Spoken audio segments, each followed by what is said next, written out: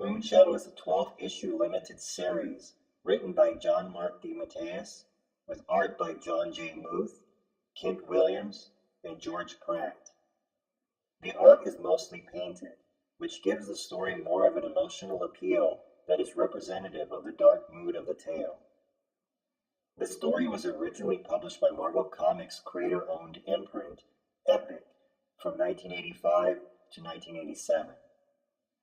The title of the series was inspired by Cat Stevens' 1971 song of the same name, tells his coming-of-age story, which takes the form of an intergalactic fairy tale, detailing the trials and tribulations of his youth.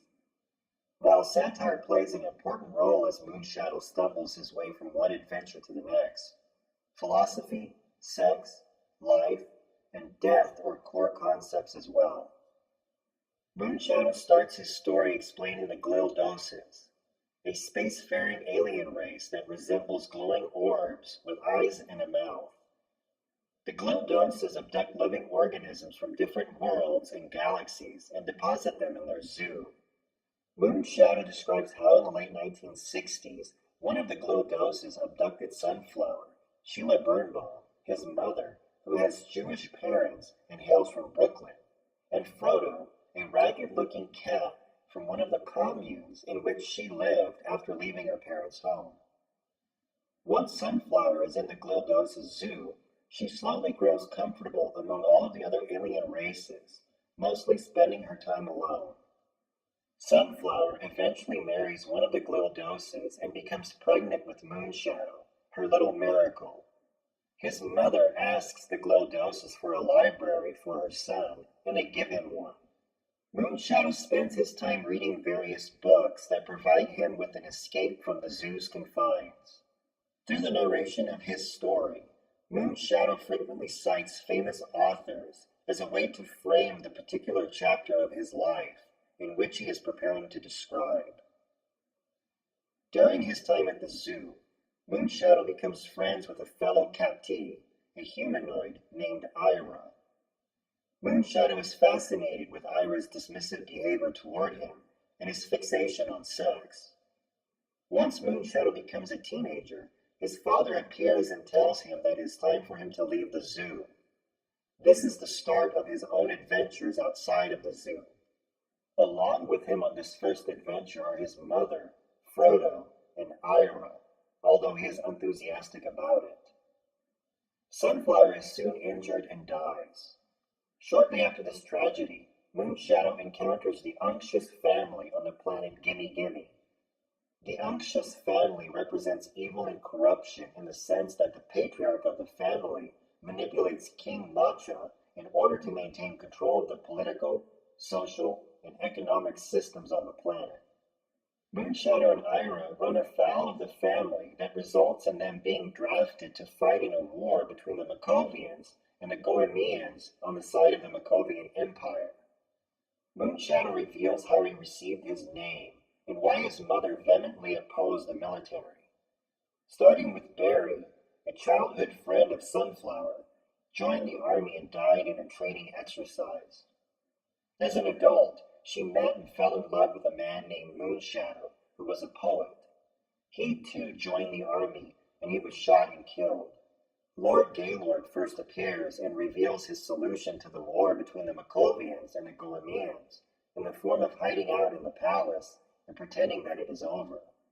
Moonshadow, Ira, and two other compatriots end up leaving Gaylord's safe haven and eventually end up in the middle of a conflict.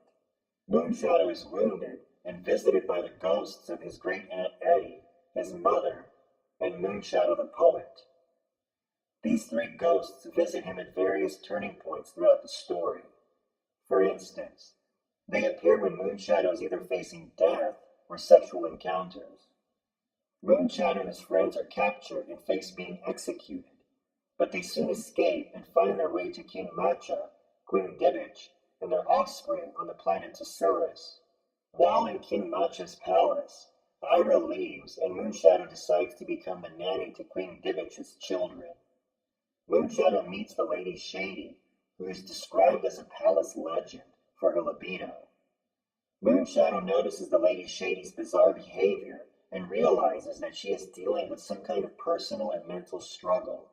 She ends up taking her own life in a fit of rage toward the unctuous family. Mental illness is an important theme that runs throughout the story, stemming from Moonshadow's own family on his mother's side, with Aunt Etty, a wild-eyed, flighty spirit, which is a trait portrayed in Sunflower and Moonshadow to some degree. Moonshadow previously had a brief encounter with King Matcha in an insane asylum soon after the passing of his mother.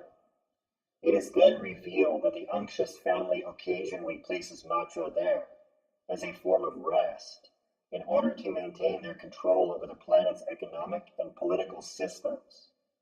Moonshadow is reunited with Lord Gaylord, the war ends, and he returns with him to his home on the planet Bing Bang Boom.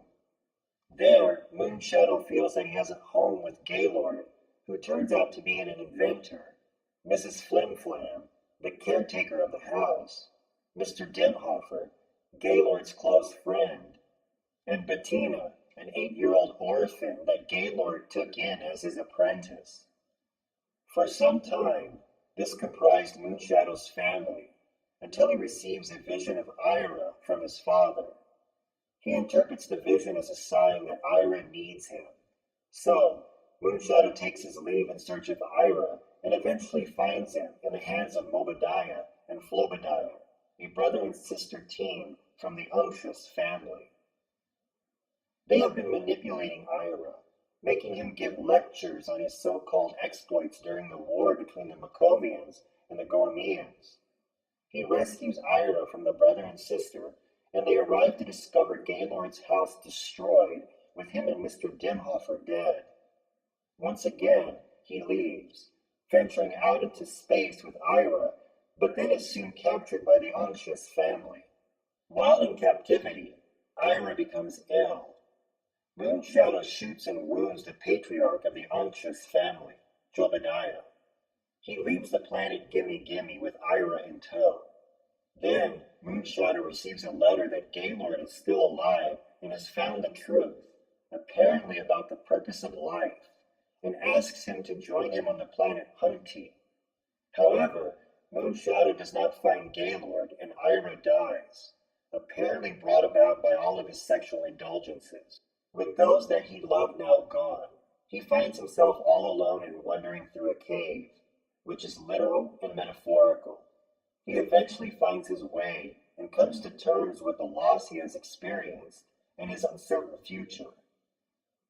A recurring symbol throughout the story is the flute, one that his mother plays as well as Moonshadow.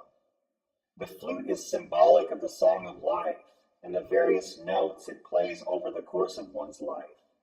In the case of Moonshadow, the flute acts as a gift and as a guide, especially when words fail.